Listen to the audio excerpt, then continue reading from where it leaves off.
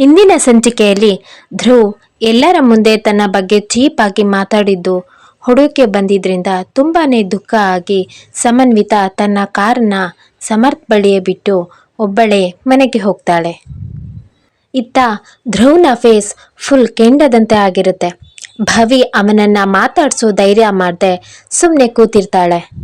ಧ್ರುವ್ ಈಗ ಕಾರನ್ನ ಭವಿ ಮನೆ ಕಡೆಗೆ ತಿರುಗಿಸ್ತಾನೆ. ಇದರಿಂದ ಭವಿ ಗಾಬರಿಯಾಗಿ, ಧ್ರುವ್ ನಿಮ್ಮನೆಗೆ ಹೋಗೋಣ, ಯಾಕೆ ನಮ್ಮನೆ ಕಡೆ ಹೋಗ್ತಿದೀಯಾ ಅಂತಾಳೆ. ಧ್ರುವ್ ಕಡೆಯಿಂದ ನೋ ರೆಸ್ಪಾನ್ಸ್. ಭವಿ ಮನೆ ಒಳಗೆ ಸೀದಾ ನುಗ್ತಾನೆ. ಭುವನ್ ಅಲ್ಲೇ ಕಾಫಿ ಸಿಪ್ ಮಾಡ್ತಾ ಕೂತಿರ್ತಾನೆ. ಹೇ ಭುವನ್, ಯಾಕೆ ಹೀಗ್ ಮಾಡ್ದೆ ಅಂತ ಕೇಳ್ತಾನೆ ಧ್ರುವ್. ಭುವನ್ ಏನು ಅರ್ಥ ಆಗದೆ, ನಾನೇನ್ ಮಾಡ್ದೆ? ಧ್ರುವ್ ನಡೆದಿದ್ದೆಲ್ಲವನ್ನ ಎಕ್ಸ್ಪ್ಲೈನ್ ಮಾಡ್ತಾನೆ. ಇದನ್ನೆಲ್ಲ ಕೇಳಿಸ್ಕೊಂಡ ಭುವನ್, ನಿನಗೆ ಈ ಭವಿ ಸುಳ್ಳು ಹೇಳಿದಾಳೆ. ನಾನು ಸಮನ್ವಿಗೆ ಕಾಲ್ ಮಾಡೇ ಇಲ್ಲ. 4 ಡೇಸ್ ಆಯ್ತು ಅವಳು ಕೂಡ ನನಗೆ ಕಾಲ್ ಮಾಡಿದೆ. ಪಾಪ ಅವಳು, ನೀನು ಸುಮ್ಮನೆ ಅವಳ ಮೇಲೆ ಕೂಗಾಡ್ಬಾರ್ದಾಗಿತ್ತು ಅಂತ ಹೇಳ್ತಾನೆ ಭುವನ್. ಧ್ರುವ್ ಭವಿಗೆ ಆಂಗ್ರಿ ಲುಕ್ ಕೊಡ್ತಾ ಅಲ್ಲಿಂದ ಹೊರಟೋಗ್ತಾನೆ. ಧ್ರುವ್ ಸಮನ್ವಿತಾಗೆ ಕಾಲ್ ಮಾಡ್ತಾನೆ. ಆದರೆ ನೋ ರೆಸ್ಪಾನ್ಸ್. ಸುಮಾರು 50 ಮಿಸ್ಡ್ ಕಾಲ್ಸ್ ಬಂದಿದೆ. ಆದರೆ ಸಮನ್ವಿತಾಗೆ ತುಂಬಾ ದುಃಖ ಆಗಿದ್ರಿಂದ ಬೇಜಾರಲ್ಲಿ ಹಾಗೆ ನಿದ್ರೆಗೆ ಜಾರಿರ್ತಾಳೆ. ಮರುದಿನ ಕಾಲೇಜ್ನಲ್ಲಿ ಧ್ರುವ್ ಸಮನ್ವಿತಾ ಬರೋದನ್ನೇ ವೆಯ್ಟ್ ಮಾಡ್ತಾ ಇರ್ತಾನೆ. ಅವಳು ಬರ್ತಿದ್ದ ಹಾಗೆ ಅವಳನ್ನು ನೋಡಿ ಸ್ಮೈಲ್ ಮಾಡ್ತಾನೆ. ಸಮನ್ವಿತಾ ಅವನನ್ನು ನೋಡಿದ್ರೂ ನೋಡ್ತಿರೋ ಹಾಗೆ ಮುಖ ತಿರುಗಿಸ್ಕೊಂಡು ಹೋಗ್ತಾಳೆ. ಹೇ ಹೇ ನಿಂತ್ಕೋ ಸಮನ್ವಿ, ಪ್ಲೀಸ್, ಸಾರಿ, ನಿನ್ನೆ ನಡೆದಿದ್ದಕ್ಕೆಲ್ಲ ಕೋಪ ಮಾಡ್ಕೋಬೇಡ. ನನಗೆ ಸತ್ಯ ಎಲ್ಲ ಗೊತ್ತಾಯಿತು. I am so sorry. ನಾನು ಸಿಲ್ಲಿ ಮ್ಯಾಟರ್ನ ಸೀರಿಯಸ್ ಮಾಡಬಾರ್ದಿತ್ತು. ಪ್ಲೀಸ್ ನನ್ನ ಕ್ಷಮಿಸು. ಸಾರಿ ಸಾರಿ ಅಂತ ಕೇಳ್ತಾ ಅವಳ ಹಿಂದೆನೇ ಹೋಗ್ತಾನೆ. ಅವಳು ಅವನ ಕಡೆ ತಿರುಗು ಕೂಡ ನೋಡದೆ ಕ್ಲಾಸ್ ರೂಮ್ ಒಳಗೆ ಹೊರಟೋಗ್ತಾಳೆ. ಅದೇ ಟೈಮ್ಗೆ ಸಮರ್ಥ್ ಕೂಡ ಅಲ್ಲಿಗೆ ಬರ್ತಾನೆ. ಅವನನ್ನು ನೋಡಿದ ಧ್ರುವ್, ಸಾರಿ ಸಮರ್ಥ್, ನಿನ್ನೆ ನಿನ್ನ ಮೇಲೆ ಅಷ್ಟೊಂದು ಹಾರ್ಶ್ ಆಗಿ ಮಾತಾಡಬಾರ್ದಾಗಿತ್ತು ನಾನು. ಸಾರಿ ಬ್ರೋ, ಯಾವುದು ಮನಸ್ಸಲ್ಲಿ ಇಟ್ಕೋಬೇಡ. ನಾನು ಅವಳ ಬಗ್ಗೆ ಓವರ್ ಪೊಸೆಸಿವ್ ಆಗಿದ್ದೀನಿ. ಬಿಕಾಸ್ ಐ ಲವ್ ಹರ್. ನಾನು ಚೈಲ್ಡ್ಹುಡ್ಡಿಂದ ಅವಳನ್ನು ತುಂಬಾ ಇಷ್ಟಪಡ್ತಾ ಇದ್ದೀನಿ. ಅವಳ ಮನಸ್ಸಲ್ಲೂ ನನ್ನ ಬಗ್ಗೆ ಪ್ರೀತಿ ಇದೆಯೋ ಇಲ್ವೋ ಅಂತ ನನಗೆ ಗೊತ್ತಿಲ್ಲ. ಪ್ಲೀಸ್, ನಿನಗೆ ಸಮನ್ವಿತಾ ಕ್ಲೋಸ್ ಇದ್ದಾಳೆ ಅಲ್ವಾ, ನೀನೇ ಅವಳನ್ನ ಕೇಳ್ತೀಯಾ, ನನಗೊಂದು ಹೆಲ್ಪ್ ಮಾಡ್ತೀಯಾ ಪ್ಲೀಸ್ ಅಂತಾನೆ ಧ್ರುವ್.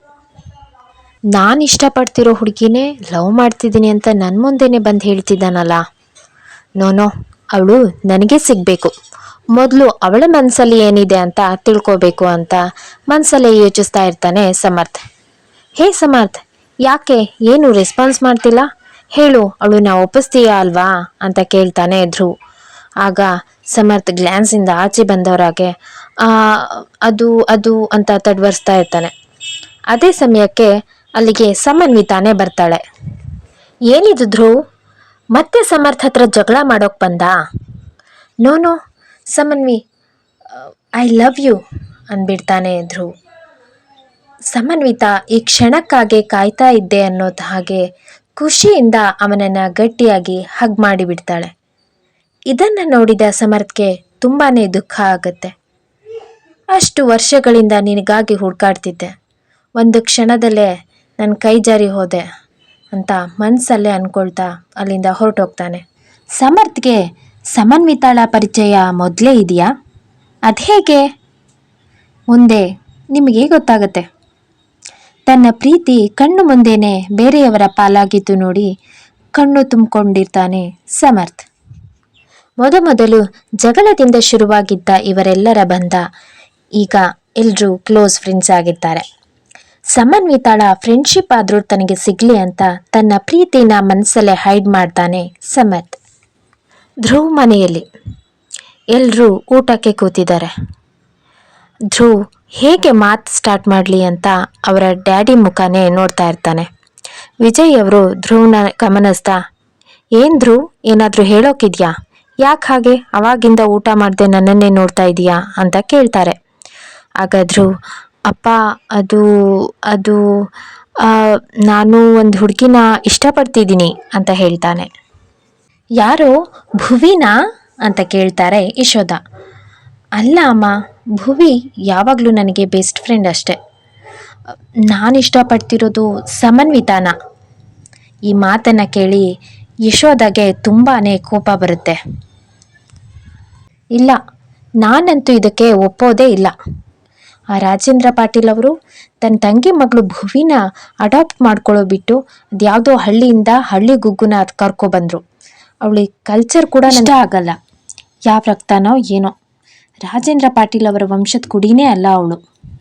ಅದ್ರ ಬದಲು ಭುವಿನ ಮದುವೆ ಆಗು, ತುಂಬ ಸುಖವಾಗಿರ್ತೀಯ, ನನ್ನ ಮಾತು ಕೇಳು ಅಂತ ಹೇಳ್ತಾರೆ ಯಶೋಧ. ವಿಜಯ್ ಅವರು ಮಧ್ಯ ಮಾತಾಡ್ತಾ, ಯಾಕೆ ಹೀಗೆಲ್ಲ ಮಾತಾಡ್ತೀರಾ? ಅವಳು ರಾಜೇಂದ್ರನ ಮಗಳ ಅಲ್ಲದೆ ಇರ್ಬೋದು, ಆದರೆ ಚಿಕ್ಕದ್ರಿಂದ ಸಾಕ್ತಿರೋದು ಅವರೇ ಅಲ್ವಾ. ಒಳ್ಳೆ ಸಂಸ್ಕಾರ ಕಲಿಸಿದ್ದಾರೆ. ನನಗಂತೂ ಸಮನ್ವಿತ ಅಂದರೆ ತುಂಬಾ ಇಷ್ಟ. ಹಿರಿಯರ ಬಗ್ಗೆ ತುಂಬಾ ಗೌರವ ಇದೆ ಅವಳಿಗೆ. ಆದರೆ ಭುವಿ ಹಾಗಲ್ಲ, ಫುಲ್ ಮಾಡ್ರನ್. ದೊಡ್ಡವ್ರಿಗಿಂತೂ ಸ್ವಲ್ಪನೂ ರೆಸ್ಪೆಕ್ಟೇ ಕೊಡಲ್ಲ. ನಮಗೆ ಬೇಡ, ಅವ್ರ ಅಪ್ಪ ಅಮ್ಮಂಗೆ ಕೂಡ ಒಂದು ಸ್ವಲ್ಪ ರೆಸ್ಪೆಕ್ಟಿಂದ ಮಾತಾಡ್ಸಲ್ಲ ಆ ಹುಡುಗಿ. ಧ್ರುವ್, ನಿನ್ನ ಸೆಲೆಕ್ಷನ್ ತುಂಬಾ ಚೆನ್ನಾಗಿದೆ, ಆದರೆ ನಿನ್ನ ಸ್ಟಡೀಸ್ ಕಂಪ್ಲೀಟ್ ಆಗಬೇಕು. ನಾಳೆನೇ ರಾಜೇಂದ್ರನ ಹತ್ರ ಮಾತಾಡ್ತೀನಿ.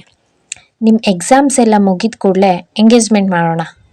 ಮಾಸ್ಟರ್ಸ್ ಕಂಪ್ಲೀಟ್ ಆದಮೇಲೆ ಮದುವೆ, ಓಕೆನಾ ಮಗನೇ ಅಂತಾರೆ ವಿಜಯ್. ಇದನ್ನು ಕೇಳಿದ ಧ್ರುವ್ ಖುಷಿಯಿಂದ ಕುಣಿದಾಡಿ ಅವರಪ್ಪನ ಹಗ್ ಮಾಡ್ತಾನೆ. ಯಶೋಧ ಅವರು ಕೋಪ ಮಾಡಿಕೊಂಡು ಎದ್ದು ಹೋಗ್ತಾರೆ.